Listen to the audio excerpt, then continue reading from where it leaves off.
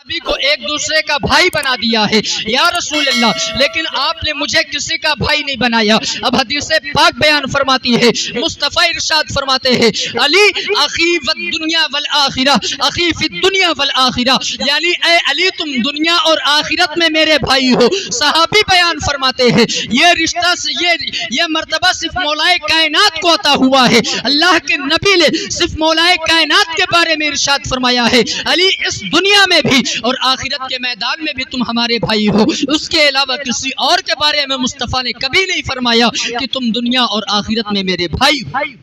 یہ حضرت مولا کائنات کی شان ہے۔ حضرت ام سلمہ حدیث پاک کو روایت فرماتی ہیں علی کی محبت کے بارے میں۔ حضرت ام سلمہ روایت فرماتی ہیں کہ مصطفیٰ جان رحمت نے ارشاد فرمایا منافق علی سے کبھی محبت نہیں کر سکتا ہے۔ جو منافق ہوگا اس کے دل میں علی کی محبت نہیں آ سکتی، اور جو مومن ہوگا اس کے دل میں علی کی بغض و عداوت نہیں آ سکتی ہے۔ یہ حدیث پاک مولا کائنات کی شان میں ہے، حضرت ام سلمہ نے روایت کی ہے۔ مطلب کیا ہے کہ جو اسلام کے ماننے والے ہیں، جو مصطفیٰ سے محبت رکھنے والے ہیں، جو خلفائے راشدین سے محبت کرنے والے ہیں، ان کے دل میں علی کی بغض و عداوت کبھی نہیں آ سکتی ہے، علی کی بغض و عداوت کبھی نہیں بیٹھ سکتی ہے۔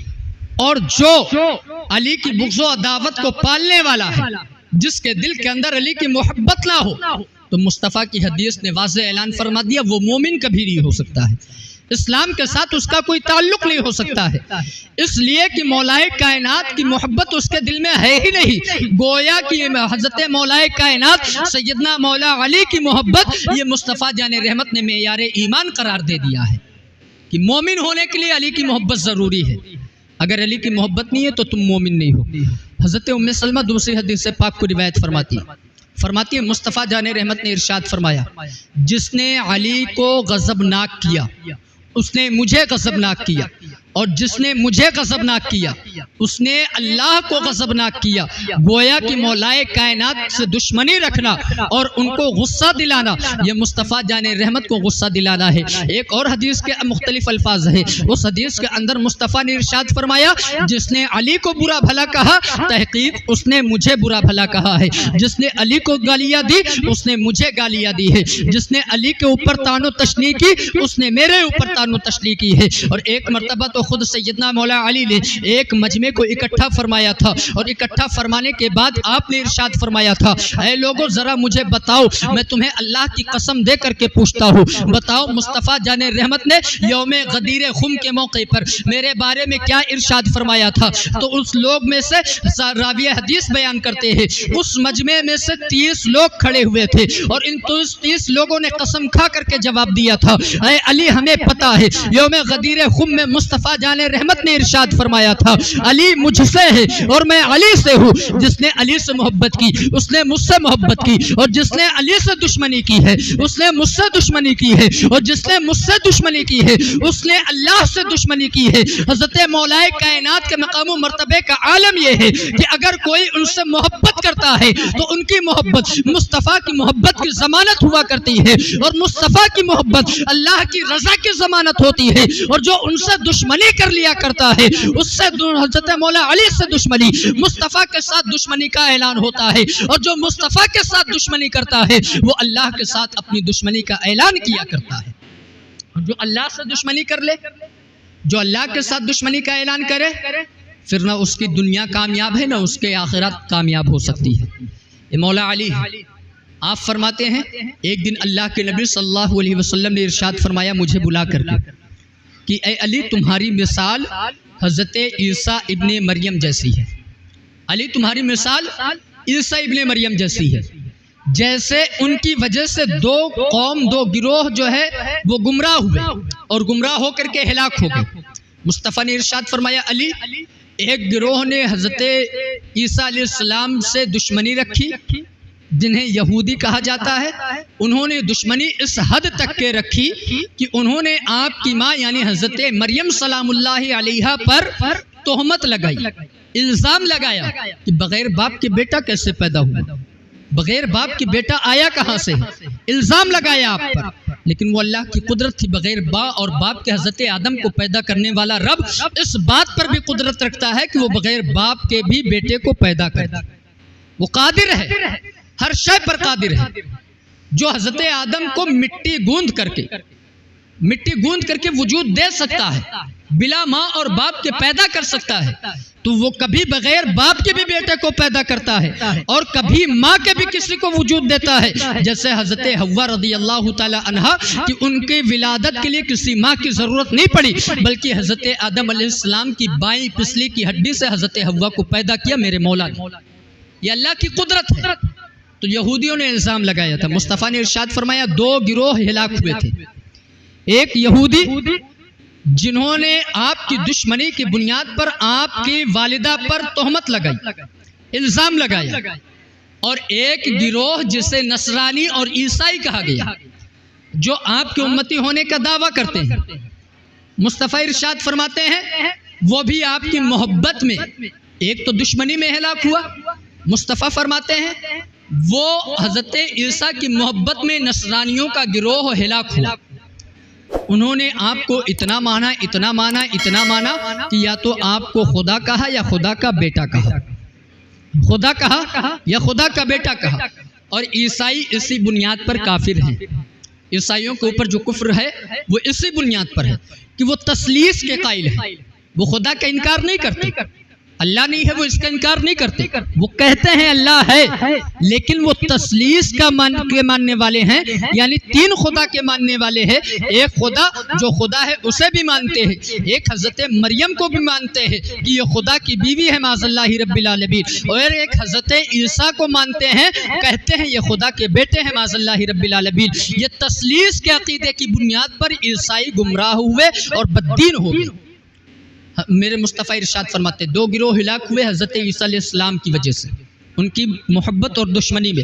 یہودیوں کا گروہ یہ دشمنی کی بنیاد پر ہلاک ہوا، عیسائیوں کا گروہ یہ محبت کی بنیاد پر ہلاک ہوا۔ مولا کائنات فرماتے ہیں، اللہ کے نبی ارشاد فرماتے ہیں اے علی تمہاری مثال عیسیٰ کی طرح ہے، جیسے حضرت عیسیٰ کی وجہ سے 2 گروہ ہلاک ہوئے، ایک دشمنی میں تباہ و برباد ہو گیا، ایک محبت میں حد سے زیادہ بڑھا تو وہ تباہ و برباد ہو گیا۔ مولا کائنات فرماتے ہیں مصطفیٰ نے فرمایا علی تمہاری محبت میں بھی ایک گروہ تباہ و برباد ہو جائے گا اور ایک تمہاری دشمنی کی بنیاد پر ہلاک ہو جائے گا۔ مصطفیٰ کا یہ فرمان حرف بحرف ثابت ہوا، اس لیے کہ جو مصطفیٰ نے فرما دیا ہے وہ ہو کر کے رہے گا، اور مصطفیٰ کی نگاہ نبوت دیکھ رہی تھی، مصطفیٰ کی نگاہ نبوت دیکھ رہی تھی کہ علی سے ایک گروہ ایسی دشمنی کرے گا جو گمراہ ہو جائے گا اور دین سے نکل جائے گا، اور مصطفیٰ کی نگاہ نبوت یہ بھی دیکھ رہی تھی کہ آنے والے زمانے میں ایک گروہ علی سے ایسی محبت کرے گا کہ وہ بھی اپنی محبت کی بنیاد پر گمراہ ہو جائے گا۔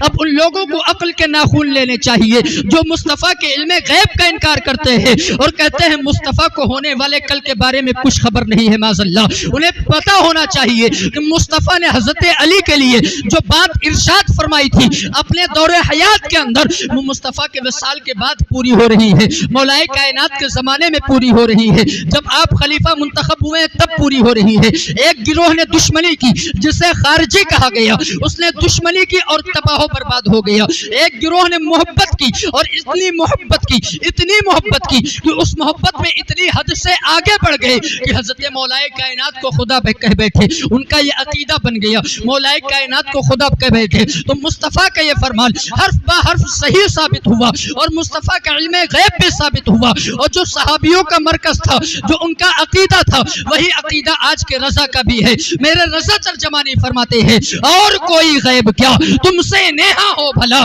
جب نہ خدا ہی چھپا تم پہ کروڑوں درود۔ حضرت مولا کائنات کی شان ہے کہ جس نے آپ سے محبت کی وہ مومن ہوا، اور جو آپ کے محبت کو اپنے دل میں نہ پائے وہ منافق ہوا۔ مومن اور منافق کی پہچان مولا کائنات کی محبت ہوگی، اور پھر اتنی بھی محبت نہ کریں، اتنی محبت کی ان کا مرتبہ اتنا بڑھا دے کہ پھر انہیں خدا کہہ بیٹھے معاذ اللہ۔ ہم وہ نہیں ہیں۔ الحمدللہ ہمارا عقیدہ یہ ہے کہ افضل البشر بعد الانبیاء جس ذات کا نام ہے، یعنی انبیاء کرام کے بعد اس دنیا میں سب سے افضل و اعلیٰ جس کی ذات ہے وہ حضرت ابو بکر صدیق کی ہے۔ یہ اہل سنت والجماعت کا عقیدہ ہے رافضی کہتے ہیں مولا کائنات سے جو حد سے زیادہ محبت کرنے والے وہ کہتے ہیں کہ اللہ کے نبی صلی اللہ علیہ وسلم کے بعد اگر کسی کا مرتبہ سب سے زیادہ ہے تو وہ حضرت مولا کائنات کا ہے. لیکن ہمارا عقیدہ یہ ہے کہ افضل البشر بعد الانبیاء جسے مصطفیٰ نے کہا ہے وہ حضرت ابو بکر صدیق کی ذات ہے. ان سے زیادہ افضل و اعلی اس دنیا میں نبیوں کے بعد کوئی پیدا ہوا ہی نہیں. ان سے زیادہ افضل و اعلی کوئی نہیں پیدا ہوا. ورنہ اگر کہنا ہوتا مصطفیٰ کو افضل البشر بعد الانبیاء اگر کوئی ہے تو فاطمہ کو بھی کہہ سکتے تھے. اس لیے کہ سیدہ طیبہ طاہرہ کو مصطفیٰ جان رحمت نے اپنے جسم کا ایک ٹکڑا کہا ہے, اپنے جسم کا ایک ٹکڑا کہا. اور جو کسی نبی کے جسم کا ٹکڑا ہو جائے اس نبی کے جسم کے ٹکڑے کی کوئی برابری نہیں کر سکتا ہے. تو اگر کہنا تھا تو مصطفیٰ فرماتے کہ فاطمہ تمام لوگوں کے بعد نبیوں کے بعد تمام لوگوں میں سب سے افضل و اعلیٰ ہے. لیکن مصطفیٰ نے ابو بکر صدیق کے ساتھ بیان فرمایا افضل البشر بعد الانبیاء اگر کوئی ہے تو وہ حضرت ابو بکر صدیق کی ذات ہے. مصطفیٰ نے واضح فرما دیا کہ سب سے افضل و اعلیٰ اگر نبیوں کے بعد ہے تو وہ حضرت ابو بکر صدیق ہے. فرماتے ہیں کہ اگر دنیا میں کسی کے اوپر سورج طلوع نہیں ہوا سوائے نبیوں کے جو حضرت ابو بکر سے زیادہ افضل و اعلیٰ. بخاری کے اندر یہ حدیث ہے, مشکات کے اندر ہے, بہت ساری حدیث کی کتابوں کے اندر صحاح ستہ کی جو 6 مشہور و معروف حدیث کی کتابیں ہیں ان 6 کے اندر یہ روایت موجود ہے جس میں مصطفیٰ نے نبیوں کے بعد سب سے افضل و اعلیٰ حضرت ابو بکر صدیق کو کہا ہے. مولا کائنات کی شان اپنی جگہ ہے. ایک مرتبہ پوچھا گیا تھا یا رسول اللہ آپ کی نظر میں مولا کائنات کا مرتبہ زیادہ ہے یا سیدہ فاطمۃ الزہرا کا مقام و مرتبہ زیادہ ہے؟ اللہ کے نبی نے ارشاد فرمایا, بڑا خوبصورت جملہ ارشاد فرمایا. مصطفیٰ ارشاد فرماتے ہیں میرے نزدیک اگر کوئی محبوب ہے تو وہ فاطمہ کی ذات ہے. اگر کوئی محبوب ہے تو وہ فاطمہ کی ذات ہے. لیکن پھر مصطفیٰ ارشاد فرماتے ہیں فاطمہ تو جس سے زیادہ عزت والا میرے نزدیک علی ہے, اس لیے کہ علی تیرا شوہر ہے. علی تیرا شوہر ہے اس لیے وہ تجھ سے زیادہ عزت والا ہے. اور اگر محبت کی بات ہے, محبوب ہونے کی بات ہے تو فاطمہ میں علی سے زیادہ تجھے محبوب رکھتا ہوں. یہ فیصلہ فرمایا مصطفیٰ نے. تو انسان کو کبھی اس معاملے میں اپنے عقل کے گھوڑے کو نہیں دوڑانا چاہیے. علی افضل ہیں کہ ابو بکر افضل ہیں کہ عمر افضل ہیں کہ عثمان افضل ہے. جو ترتیب صحابہ کرام کے زمانے سے چلی آئی, صحابہ بھی ابو بکر کو سب سے افضل مانتے تھے, اس کے بعد حضرت عمر کو مانتے تھے, اس کے بعد حضرت عثمان کو مانتے تھے, پھر مولائے کائنات کو ان کے بعد افضل و اعلیٰ مانتے تھے. الحمدللہ یہی عقیدہ ہمارا بھی ہے کہ سب سے افضل و اعلیٰ اگر کسی کی ذات ہے نبیوں کے بعد تو وہ ابو بکر صدیق ہیں, ان کے بعد عمر فاروق اعظم ہیں, ان کے بعد عثمان غنی ہیں, پھر ان کے بعد حضرت مولا علی رضی اللہ تعالیٰ عنہ کی ذات. اس کو روایت خود ہی حضرت مولا علی سے کیا گیا. محمد بن حنفیہ جو آپ کے شہزادے ہیں اور جو دوسری بیوی سے پیدا ہیں, انہوں نے روایت کیا. فرماتے میں نے ایک مرتبہ اپنے باپ مولا علی سے پوچھا کہ آپ بتائیں مصطفیٰ اور انبیاء کرام کے بعد سب سے افضل و اعلیٰ کون ہے؟ وہ فرماتے ہیں کہ حضرت مولا کائنات نے ارشاد فرمایا. حضرت علی فرماتے ہیں نبیوں کے بعد سب سے افضل حضرت ابو بکر ہے. یہ ہمارا عقیدہ مضبوط ہونا چاہیے, اس پر پھسلنا نہیں چاہیے, اس لیے کہ مولائیت کا ایک دور چلا ہے. بہت سارے لوگ مولا علی کی محبت کو ایسے پیش کرنا چاہتے ہیں کہ تمام صحابہ کو ان کے بعد پیش کرنا چاہتے ہیں, اور ان کی اتنی فضیلت بیان کی جاتی ہے کہ تمام صحابہ کو پیچھے چھوڑ دیا جاتا ہے. اس دور کے اندر اس سے بھی اپنے آپ کو بچانا چاہیے. اس لیے کہ مصطفیٰ نے بڑے صاف لفظوں میں فرمایا علی ایک گروہ وہ بھی ہوگا جو تیری محبت کی بنیاد پر حد سے تجاوز کرے گا اور وہ گمراہ ہو کر کے ہلاک ہو جائے گا. تو اس گروہ میں ہمیں نہیں آنا چاہیے. مولائیت کے ایک دور چلا, مولا علی کو آج جتنا افضل و اعلیٰ بنا دیا جاتا ہے افضل, ہم انکار نہیں کرتے, لیکن ابو بکر صدیق پر فضیلت نہیں دی جا سکتی, عمر پر فضیلت نہیں دی جا سکتی. ان کے مقام اپنی جگہ ہیں, مولا علی کا مقام و مرتبہ اپنی جگہ ہے. جو ایک دور سے مقام چلا آیا کابرین کی نظر میں، ہم بھی اسی مقام کے قائل ہیں اور اسی عقیدے کے قائل ہیں. اور اسی بات کو یاد رکھے، مولا علی نے خود فرمایا تھا ابو بکر کی ذات ان سے افضل ہے. محمد بن حنفیہ پوچھتے ہیں، میں نے پوچھا پھر ابو بکر کے بعد؟ فرمایا عمر کی ذات ہے.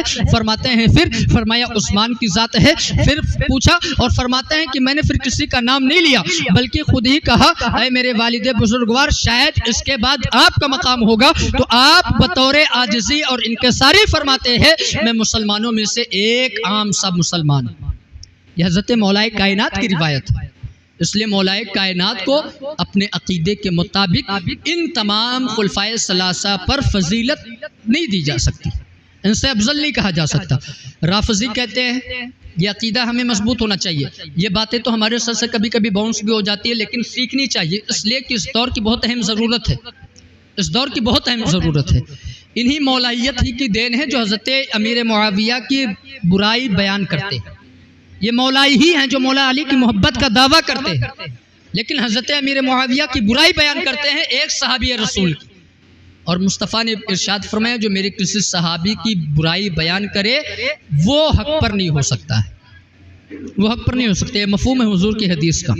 حضور نے ارشاد فرمایا تھا ایک حدیث کے اندر، میرے تمام صحابہ آسمان ہدایت کے ستارے ہیں، ان میں سے کسی کے بھی دامن کو پکڑ لو تم راہ ہدایت پا جاؤ گے. تو حضرت امیر معاویہ بلا شک و شبہ مصطفیٰ کے صحابی ہے. ان کے دامن کو پکڑنے والا، ان کے دامن کو تھامنے والا مصطفیٰ کے فرمان کے تحت راہ ہدایت کو پا جایا کرتا ہے، تو پھر ان کی برائی بیان کرنے والا راہ ہدایت کو کیسے پا سکتا ہے؟ رافضی مولا علی کی محبت کی بنیاد پر، اور آج ہماری جماعت کے بھی کچھ لوگ مولا علی کی محبت کی بنیاد پر حضرت امیر معاویہ کو یزید کی وجہ سے برا بھلا کہتے ہیں، اس لیے کہ یزید آپ کا بیٹا ہے. لیکن ایک باپ ایک بیٹے کے عمل کا ذمہ دار نہیں ہے. مثال آپ لے لیں، حضرت سعد ابن ابی وقاص کو دیکھ لیں. اسلام کی راہ میں جس نے سب سے پہلا تیر چلایا وہ حضرت سعد ابن ابی وقاص ہے، اور جس نے کربلا کے میدان میں امام حسین پر سب سے پہلا تیر چلایا تو کہا تھا لوگوں گواہ رہنا، یزید کے دربار میں گواہی دینا کہ حسین پر جو سب سے پہلا تیر چلایا ہے وہ میں نے چلایا ہے، وہ انہی حضرت سعد ابن ابی وقاص کا بیٹا عمرو بن سعد تھا. آپ دیکھیں تاریخ کو دیکھیں کہاں اپنے آپ کو دہرا رہی ہے.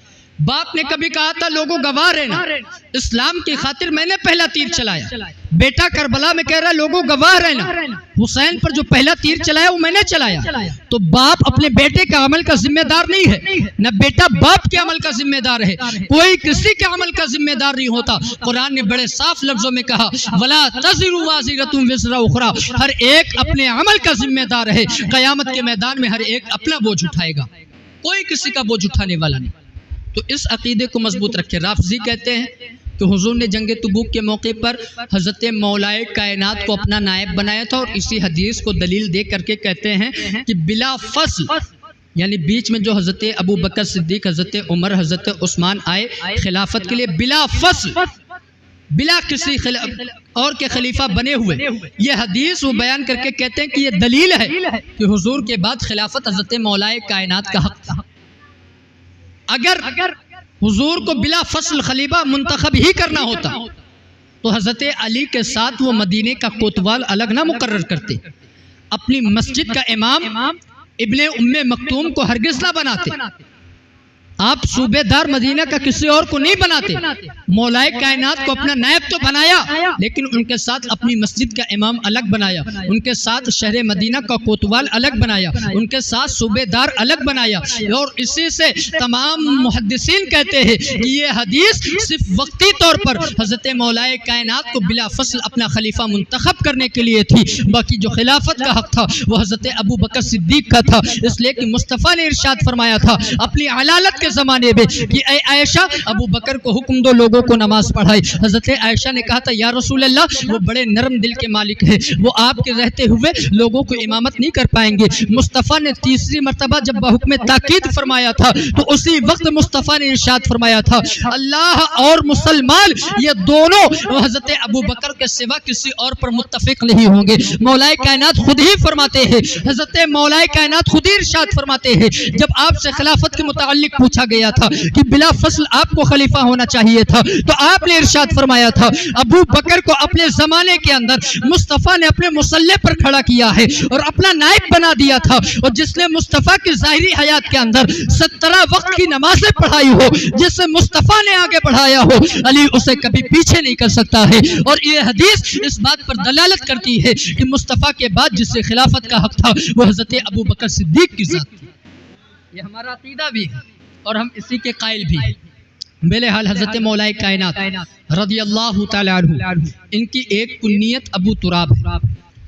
اس کنیت کو جب یہ کسی کی زبان سے سنا کرتے تو بڑے خوش ہوتے تھے، بڑے خوش ہوتے تھے، اس لیے کہ مصطفیٰ جان رحمت کے فرمان کا وہ مزہ لیتے تھے۔ اللہ کے حبیب صلی اللہ تعالی علیہ وسلم نے انہیں ایک کنیت عطا فرمائی تھی۔ مولا کائنات فرماتے ہیں ایک دن میں مسجد نبوی کے مٹی پر لیٹا ہوا تھا، اور اس مٹی پر لیٹنے کی بنیاد پر میرے جسم پر مٹی لگی تھی۔ فرماتے ہیں اسی درمیان مصطفیٰ جان رحمت صلی اللہ تعالی علیہ وسلم تشریف لے آئے، اور جب وہ تشریف لے کر کے آئے تو اللہ کے نبی صلی اللہ تعالی علیہ وسلم نے مجھے اٹھایا، میرے جسم سے اپنے ہاتھوں سے مٹی جھاڑی، اور مصطفیٰ نے ارشاد فرمایا قم یا ابا تراب، یعنی اے ابو تراب اٹھ کر کے کھڑے ہو جاؤ۔ حضرت مولا کائنات فرماتے ہیں جتنی محبت مجھے اس کنیت اور اس لقب کے ساتھ ہے کہ مجھے ابو تراب کہہ کر کے پکارا جائے، جب کوئی مجھے ابو تراب کہا کرتا ہے تو میں مصطفیٰ کے فرمان کا مزہ لیا کرتا ہوں۔ حضرت مولا کائنات ہے، حضرت مولا کائنات رضی اللہ تعالیٰ عنہ کو اللہ تبارک و تعالیٰ نے بے مثل بہادری عطا فرمائی تھی، بے مثل بہادری عطا فرمائی تھی۔ ان کی بہادری کے بہت سارے واقعات ہیں، لیکن میں وقت کو مد نظر رکھتے ہوئے صرف ایک یا دو واقعہ آپ کے سامنے پیش کر کے گزر جانا چاہتا ہوں۔ جنگ خندق کے موقع پر عمر بن عبد ود سے آپ کا مقابلہ ہوا تھا۔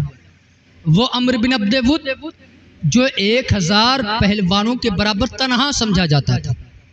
ایک روایت کے اندر ہے کہ آپ کا جو اس سے مقابلہ ہوا تو اس کی وجہ یہ تھی وہ جنگ کا میدان دیکھنے کے لیے آیا، ایک جگہ سواروں کے ساتھ کھڑا ہوا، اور جب وہ کھڑا ہوا تو مولا کائنات اس کے پاس پہنچا اور ارشاد فرمایا اے عبد ود تو کہا کرتا تھا کہ جب کوئی مجھے 2 اچھی باتوں کی طرف بلاتا ہے تو میں ان 2 باتوں میں سے ایک بات کو ضرور قبول کرتا ہوں، ایک کو تو چھوڑتا ہوں لیکن ایک کو مان لیا کرتا ہوں۔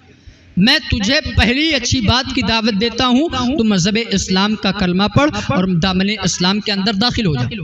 اس نے کہا میں ہرگز یہ نہیں کر سکتا۔ تب مولا کائنات نے ارشاد فرمایا تھا کہ پھر تو مجھ سے مقابلہ کرنے کے لیے تیار ہو جا۔ دوسری روایت جو محمد بن اسحاق نے بیان فرمائی، فرماتے ہیں جنگ خندق کے موقع پر حضرت مولا کائنات رضی اللہ تعالی عنہ کے مقابلے کی بات یہ ہے کہ عمر بن عبد ود جو مشہور پہلوان تھا، 1000 پہلوانوں کے برابر سمجھا جاتا تھا، بڑی مستی کے ساتھ جھومتا ہوا جنگ کے میدان کے اندر آیا۔ آنے کے بعد اس نے مسلمانوں کی طرف منہ کر کے پکارا اے مسلمانوں، تم اپنے لوگوں میں سے میرے جوڑ اور میرے مقابلے کا کسی کو تیار کر کے بھیجو۔ تاریخ لکھا ہے حضرت مولا علی رضی اللہ تعالی عنہ کھڑے ہو جاتے ہیں، عرض کرتے ہیں یا رسول اللہ میں عمر بن عبد ود کے مقابلے کے لیے جانا چاہتا ہوں، مجھے اجازت عطا فرمائے۔ مصطفیٰ ارشاد فرماتے ہیں اے علی بیٹھ جاؤ، کیا تمہیں پتہ نہیں یہ عمر بن عبد ود ہے جو 1000 پہلوانوں کے برابر سمجھا جاتا ہے۔ حضرت مولا کائنات بیٹھ جاتے ہیں۔ وہ پھر دوبارہ کہتا ہے اے لوگوں کیا تمہارے درمیان کوئی اتنا بہادر نہیں موجود ہے کہ تم اسے میرے مقابلے کے لیے بھیج سکو۔ حضرت مولا کائنات پھر کھڑے ہو جاتے ہیں،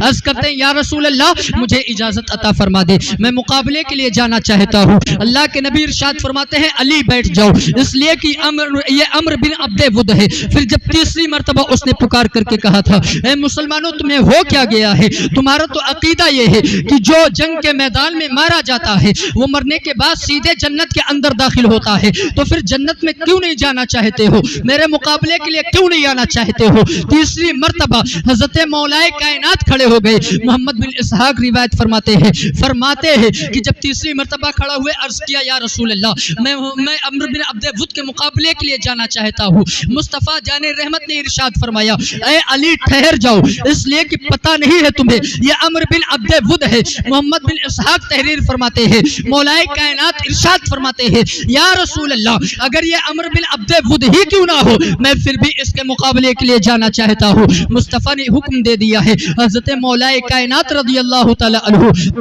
आप शेर पढ़ते हुए मैदान जंग के अंदर आते हैं और आप फरमाते हैं कि आखिर तुझे किस बात की इतनी जल्दी थी, देख तेरे सामने एक सच्चा और पाक सीरत इंसान आया हुआ है और अनकरीब तेरा फैसला कर दिया जाएगा। हजरत मौलाए कायनात ने अपनी तलवार को बाहर निकाला था। तारीख ने लिखा है वो पहलवान जो 1000 पहलवानों के बराबर समझा जाता था, जिसकी तलवार की काट ये थी कि जब उसने पहली मर्तबा तलवार चलाई थी और उस तलवार को मौलाए कायनात ने अपने हाथों में पकड़े हुए ढाल पर रोका था तो अम्र बिन अब्दे वुद की तलवार ने हजरत मौला अली के ढाल को काटते हुए आपके सर तक के पहुंच गई थी और आपके सर को जख्मी कर दिया था। मौलाए कायनात ने जब उसके शानी पर तलवार मारी थी तो तारीख ने लिखा है कि आपकी तलवार जब उसके कंधे पर पड़ी थी तो उसके जिस्म को 2 टुकड़े करते हुए वो जमीन तक पहुंच गई थी और जमीन ने पुकार करके अपनी जबान के अंदर बारगाहे मौला में अर्ज किया था, या अल्लाह आज के दिन अली की तलवार की तेजी से बचा ले, अली के तलवार की धार से बचा ले। और तारीख ने लिखा है उसी दिन आपके बारे में इरशाद फरमाया गया था, आपके बारे में इरशाद फरमाया गया था, शाह मर्दा शेर यस्ता कुव्वते परवरदिगार ला फता इल्ला अली ला सैफ इल्ला जुल्फिकार। उसी दिन आपके बारे में इरशाद फरमाया गया था। यह आपकी बहादुरी है, बेशुमार बहादुरी की मिसाल है। सुनते रहते हैं मैं और आप, जैसे कि हुजूर सल्लल्लाहु अलैहि वसल्लम ने जंग खैबर के मौके पर इरशाद फरमाया था, जब खैबर फतेह नहीं हुआ हज़रत अबू बकर सिद्दीक के हाथ पर भी, उमर के हाथ पर भी, और ये जंग देर होने लगी तो मुस्तफ़ा ने इरशाद फरमाया था कि कल मैं झंडा एक ऐसे शख्स के हाथ में दूंगा जिसके हाथ पर अल्लाह खैबर को फतेह फरमा देगा, अल्लाह खैबर को फतेह फरमा देगा। और वो अल्लाह और उसके रसूल को भी महबूब रखता है और अल्लाह और उसका रसूल उसे महबूब रखता है। तमाम साहबा ने बेचैनी में रात काटी थी, काश कि झंडा मुझे मिलता, काश ये झंडा हमें मिल जाता। क्यों? ताकि ये इस बात की सनद हो जाती कि हम अल्लाह और उसके रसूल को महबूब रखते हैं और अल्लाह और उसका रसूल भी हमें महबूब रखता है, पसंद करता है। साहबा को सिर्फ ये ख्वाहिश थी, उनको नामो नमूद की ख्वाहिश नहीं थी, सिर्फ ये ख्वाहिश थी कि लोगों के सामने इस बात की सनद हो जाती और ऐलान हो जाता कि हम अल्लाह और उसके रसूल को महबूब रखते हैं और अल्लाह और उसका रसूल हमें महबूब रखता है। फरमाया गया जब सुबह की सफ़ेदी नमूदार हुई, मुस्तफ़ा ने इरशाद फरमाया अली जो इब्ने अबी तालिब, यानी अली इब्ने अबी तालिब कहाँ हैं? लोगों ने कहा या रसूल अल्लाह उनकी आंखों के अंदर दर्द है, उनकी आंखें दुख रही है। मुस्तफ़ा ने फरमाया अली इब्ने अबी तालिब को बुलाया जाए। जब बुला करके लाए गए, मुस्तफ़ा जाने रहमत ने आंखों में उनके अपना लुआबे दहन लगाया, मुस्तफ़ा ने अपना थूक शरीफ उनकी आंखों में लगा दिया। तो हदीस के अल्फाज है जिसके अंदर बयान फरमाया गया, गोया कि उनकी आंख ऐसी हो गई कि उनकी आंख कभी दुखती ही नहीं थी। और हज़रत मौलाए कायनात इरशाद फरमाते हैं जब से मुस्तफ़ा जाने रहमत ने मेरी आंखों में अपना लुआबे दहन लगाया था, उसके बाद से मेरी पूरी जिंदगी के अंदर मेरी आंख कभी नहीं दुखी थी। यह मुस्तफ़ा के थूक शरीफ की बरकत थी, यह मुस्तफ़ा के लुआबे पाक की बरकत था कि आपके लुआबे पाक की बरकतों के सदक़े में पूरी जिंदगी उसके बाद कभी भी मौलाए कायनात की आंख नहीं दुखी है। आपने खैबर के किले को फतेह फरमाया था। आपकी बहादुरी का हाल ये था कि राविया हदीस बयान फरमाते हैं आपने किले के दरवाजे को अपने हाथ में ले लिया था और पूरे जंग के दरमियान उस दरवाजे को अपने हाथ में पकड़े पकड़े आपने पूरी जंग की थी। और जब खैबर का किला फतेह हो गया था तो आपने उस दरवाजे को उठा करके फेंका था। सहाबा बयान फरमाते हैं 40 लोगों ने मिल करके उस दरवाजे को पलटना चाहा था, लेकिन मौलाए कायनात ने जिस दरवाजे को एक हाथ से उखाड़ा था वो दरवाजा 40 सहाबा मिल करके भी उस दरवाजे को पलट नहीं पाए थे। यह हज़रत मौलाए कायनात की बहादुरी थी। आपकी ज़ात से करामतों का भी ज़ुहूर हुआ है। करामतें कई हैं, कई करामतों का ज़ुहूर हुआ। जैसे कि आपने एक माँ और बेटे के दरमियान फैसला फरमा दिया था, वो करामत थी आपकी कि एक बेटा था जो पैदा हुआ। तफसील लंबी है लेकिन मैं मुख्तसर कर रहा हूँ वक्त को देखते हुए, सिर्फ 1 मिनट के अंदर। ये मौलाए कायनात की करामत थी। एक शख्स का निकाह हुआ, वो अपनी बीवी के पास रात में गया तो पूरी रात झगड़ा होता रहा। सुबह ये मुकदमा हज़रत मौलाए कायनात ने खुद ही अपनी बारगाह में मुकदमा तलब किया। आपने एक शख्स को भेजा और फरमाया जाओ फला जगह मस्जिद है, उस मस्जिद के बगल में एक मकान है, उस मकान के अंदर एक मर्द और एक औरत झगड़ा कर रहे होंगे, उससे बुला करके लाओ। بلا کر کے لایا گیا. مولا کائنات نے پوچھا کیا وجہ ہے؟ تو اس شخص نے کہا تھا کہ میں نے اس سے کل ہی نکاح کیا، لیکن اے امیر المومنین جب میں اس کے پاس رات میں پہنچا تو مجھے اس کے چہرے سے نفرت ہو گئی، رات بھر لڑائی ہوتی رہی. امیر المومنین نے ارشاد فرمایا کہ اے عورت اگر تو سچ بتا تو میں ابھی فیصلہ کر دیتا ہوں. آپ نے اپنی کرامت کو ظاہر فرمایا. اس عورت نے کہا میں بالکل سچ بولوں گی. آپ نے ارشاد فرمایا تیرا ایک چچا زاد بھائی تھا، دونوں کی محبت تھی، زنا ہوا، لڑکا پیدا ہوا، تو انہوں اس لڑکے کو ایک کپڑے میں لپیٹا اور اپنی ماں کے ساتھ ایک مکان کے دیوار کی آڑ میں پھینک دیا. ایک کتا وہاں پہنچا تھا اور اس کتے نے اس لڑکے کو سونگا تھا. تو نے ایک پتھر دور سے اٹھا کر کے مارا تھا جو کتے کو نہیں لگا. مولا کائنات نے دیکھا نہیں تھا، لیکن یہ آپ کی کرامت ہے کہ جو آپ دیکھ نہیں رہے وہ بھی آپ بیان فرما رہے ہیں. اللہ نے آپ کو وہ علم عطا فرمایا تھا.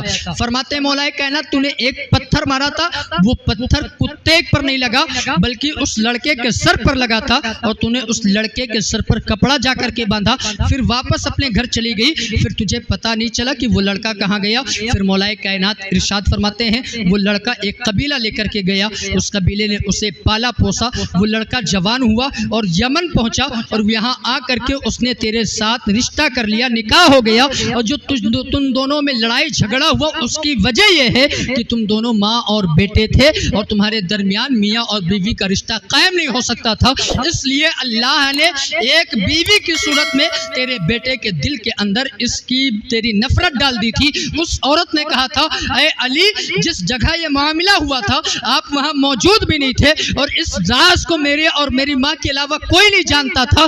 اس راز کو آپ کیسے جانتے ہیں؟ تو یہ مولا کائنات کی کھلی ہوئی کرامت ہے کہ جو بات کوئی اور نہیں جانتا تھا وہ آپ اپنے دربار کے اندر بیان فرما رہے ہیں، اور اس دربار کے اندر بیان فرمانے کی بنیاد پر آپ بلا دیکھے ہوئے بات کو بیان کر دیتے ہیں. اور اس کی وجہ یہ ہے کہ مصطفیٰ نے ارشاد فرمایا تھا انا مدینۃ العلم وعلی بابها، یعنی میں علم کا شہر ہوں، علی اس شہر کے دروازے ہے. اور پھر حضرت مولا کائنات ارشاد فرماتے ہیں کہ مصطفیٰ جان رحمت کو میں جب غسل دے رہا تھا تو مصطفیٰ کی پیشانی کے اوپر اور ان کے پلکوں کے اوپر پانی کے چند قطرات رہ گئے تھے. ان قطروں کو میں نے محبت کی بنیاد پر اپنی زبان سے چوس لیا تھا. اللہ نے اس چوسنے کی برکت میں میرے اندر بے شمار علم عطا فرما دیا تھا اور میرے اوپر میری آنکھوں سے غیب کے پردے ہٹا دیے تھے. یہ مولا کائنات کی کرامت ہے.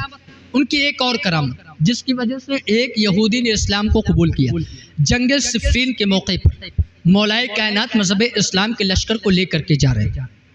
پانی ختم ہوا صحابہ کرام کے پاس، پانی ختم ہو گیا، لوگ پیاس سے پریشان ہو گئے. راستے میں ایک گرجا گھر پڑا جہاں ایک عیسائی پادری رہا کرتا تھا. اس گرجا گھر کے پاس پہنچ کر کے آپ نے دریافت کیا پانی کہاں ملے گا. تو اس راہب نے بتایا کہ پانی یہاں سے 6 میل کی دوری پر ہے. صحابہ نے عرض کیا اے امیر المومنین اگر آپ اجازت دیں تو ہم اپنی طاقت ختم ہونے سے پہلے وہاں پہنچ جائیں اور پانی لے آئیں. حضرت مولا کائنات نے ارشاد فرمایا ٹھہرو. آپ نے ایک جگہ نشان لگایا اور ارشاد فرمایا اس زمین کو کھودو. حضرت مولا کائنات نے زمین کو کھدوایا، اس کے نیچے ایک پتھر نکلا. آپ نے اس پتھر کو ہٹایا تو اس پتھر کے نیچے ایک صاف چشمہ موجود تھا. راوی بیان فرماتے ہیں تمام لوگوں نے، تمام لشکریوں نے اپنی پیاس کو بجھایا، اس پانی کو اکٹھا بھی کر لیا جو ان کی ضرورت کے قابل تھا. فرماتے ہیں کہ جن لوگوں نے پانی کو پیا وہ لوگ کہا کرتے تھے میں نے اس سے پہلے اتنا میٹھا پانی کبھی نہیں پیا تھا، اتنا بہتر پانی کبھی نہیں پیا تھا. اب راوی بیان فرماتے ہیں مولا کائنات نے پھر وہ پتھر اس چشمے کے اوپر رکھا اور رکھ کر کے اس چشمے کو بند کر دیا. اس گرجا گھر کے اندر رہنے والا جو پادری تھا، جو اس گرجا گھر کے اندر رہنے والا راہب تھا، وہ جب اس منظر کو دیکھتا ہے نکل کر کے باہر آتا ہے، مولا کائنات سے پوچھتا ہے کیا آپ پیغمبر ہیں؟ حضرت مولا علی ارشاد فرماتے ہیں نہیں میں پیغمبر نہیں ہوں. پھر وہ پادری پوچھتا ہے کیا آپ کوئی مقرب فرشتہ ہیں؟ آپ اللہ کے فرشتے ہیں؟ حضرت مولا کائنات ارشاد فرماتے ہیں میں اللہ کا فرشتہ نہیں ہوں. تو پھر وہ پادری پوچھتا ہے آخر بتائیں آپ ہیں کون؟ مولا کائنات ارشاد فرماتے ہیں میں اللہ کا ایک بندہ ہوں اور مصطفیٰ جان رحمت کا غلام ہوں اور اور داماد مصطفیٰ بھی ہوں۔ اس راہب نے کہا اگر یہ بات ہے تو اپنے ہاتھ کو آگے بڑھائیے اور مذہب اسلام کا کلمہ پڑھا دیجئے، مذہب اسلام کے اندر داخل کر لیجئے۔ آپ نے اسے کلمہ پڑھایا اور پھر وجہ پوچھی تھی وجہ کیا ہے؟ اس سے پہلے تو نے کلمہ نہیں پڑھا، لیکن کیا وجہ تھی کہ تو نے مذہب اسلام کا کلمہ پڑھ لیا ہے؟ اس راہب نے کہا اس سے پہلے بھی بہت سارے لوگ آئے جنہوں نے اس پتھر کو ہٹانا چاہا تھا اور اس پتھر کو ہٹا کر کے پانی نکالنا چاہا تھا، لیکن کوئی بھی اس پانی تک پہنچ نہیں پایا تھا۔ وہ راہب کہتا ہے اس لیے اس کی وجہ یہ ہے ہماری کتاب توریت کے اندر لکھا ہوا ہے کہ اس پتھر کو ہٹانے والا یا تو کوئی نبی ہوگا یا تو کسی نبی کا داماد ہوگا، اور وہ جو ہوگا اللہ کے نزدیک اس کا مقام و مرتبہ بڑا عرفہ و اعلیٰ ہوگا۔ مولا کائنات ارشاد فرماتے ہیں جب میں نے اس بات کو سنا تو روتے روتے میری آنکھیں میری داڑھی آنسوؤں سے تر ہو گئی اور میں رو کر کے اپنے رب کی بارگاہ میں شکر ادا کر رہا تھا۔ اے پروردگار عالم، تیرا شکر و کرم اور احسان ہے، میں تیری بارگاہ کا کوئی بھولا ہوا بندہ نہیں ہوں۔ مولا تیرا شکر ہے میں تیرا وہ بندہ ہوں جس کا تذکرہ تو نے اپنی پہلی کتابوں کے اندر کر رکھا ہے، جس کو تو نے فراموش نہیں کیا ہے، بلکہ جس کا تذکرہ تو نے توریت کے اندر کر رکھا ہے۔ اے رب کائنات تیرا شکر ہے، یہ مولا کائنات کی کرامت ہے کہ آپ نے زمین کے اندر دیکھ لیا تھا کہ ایک پتھر ہے، اس پتھر کے نیچے ایک چشمہ ہے، اور آپ نے زمین کو کھود کر کے اس پانی کو دریافت فرما لیا۔ یہ حضرت مولا کائنات کی شان ہے۔ اللہ نے بے پناہ شان عطا فرمایا، بے پناہ عروج عطا فرمایا۔ بس ہمیں اور آپ کو ان سے محبت کی دعا کرتے رہنا چاہیے کہ اللہ ہمارے دل میں ان کی محبت رکھے، اس لیے کہ مومن اور منافق کی پہچان ہی ان کی محبت ہے۔ منافق ان سے محبت نہیں کر سکتا، مومن ان سے دشمنی نہیں رکھ سکتا، اس لیے ان سے محبت رکھے، لیکن اتنی محبت نہیں کہ آپ گمراہ ہو جائیں۔ ان کو افضل مانے، لیکن حضرت ابو بکر صدیق، حضرت عمر فاروق اعظم کے بعد یہی عقیدہ ہمارے اکابرین کا بھی ہے۔ آپ نے اس دنیا میں رہتے ہوئے جام شہادت نوش فرمایا ہے، اور آپ کی مزار کہاں ہے یہ آج تک اس بات کا کبھی کوئی خلاصہ بیان نہیں ہو پایا۔ کچھ لوگوں نے کہا آپ کو تابوت کے اندر بند کر کے لے جا رہے تھے، کوفہ سے مدینہ طیبہ لے جا رہے تھے، تو راستے میں دریائے نیل کے اندر جس جہاز کے اوپر، جس کشتی کے اوپر رکھا گیا تھا آپ کا تابوت، وہ کشتی ڈوب گئی اور تابوت کے سمیت آپ اسی دریا کے اندر موجود ہیں۔ کچھ لوگوں نے کہا آپ کو ملک شام کے اندر دفن کیا گیا، کسی نے کہا آپ کو کوفہ کے اندر دفن کیا گیا۔ مولا کائنات رضی اللہ تعالی عنہ کی قبر کے بارے میں کوئی تحقیق یقینی طور پر موجود نہیں ہے، اور اسی کو ہمارے اکابر علماء نے بیان فرمایا ہے۔ ان کی قبر کی کوئی تحقیق یقینی طور پر نہیں موجود ہے کہ کہاں دفن کیے گئے، جیسے کہ حضرت ہارون علیہ السلام کی قبر کے بارے میں تحقیق نہیں ہے، ان کی قبر کے بارے میں تحقیق نہیں ہے، وہ بھی دریا کے اندر ڈوبے تھے، ایک تابوت کے اندر رکھے ہوئے لے کر کے ان کی بھی لاش کو جا رہے تھے تو وہ ڈوبے تھے۔ کوئی تحقیق نہیں کہ اللہ کے اس نبی کی قبر کہاں۔ ایسے حضرت مولا کائنات کی بھی ہے کہ ان کی قبر کے بارے میں کوئی مکمل تحقیق نہیں ہے، لیکن جو غالب گمان ہے وہ یہی ہے کہ کوفے کے اندر آپ کی قبر مبارکہ بنائی گئی، کیونکہ آپ نے اپنا دارالخلافہ یعنی حکومت کرنے کی جگہ کوفہ ہی کو بنایا تھا، کوفہ ہی کو آپ نے اپنا دارالخلافہ بنایا تھا، اس لیے لوگ وہاں زیادہ قائل ہیں کہ وہاں ہی آپ کا وصال ہوا۔ کوفہ کی جامع مسجد ہی میں آپ پر راستے میں جاتے ہوئے وار کیا گیا اور آپ نے وہیں پر جامع شہادت نوش فرمایا، اس لیے غالب گمان اور زیادہ لوگ اسی بات کے قائل ہیں کہ کوفہ کی ہی اندر حضرت مولا کائنات رضی اللہ تعالی عنہ کی قبر مبارکہ موجود ہے۔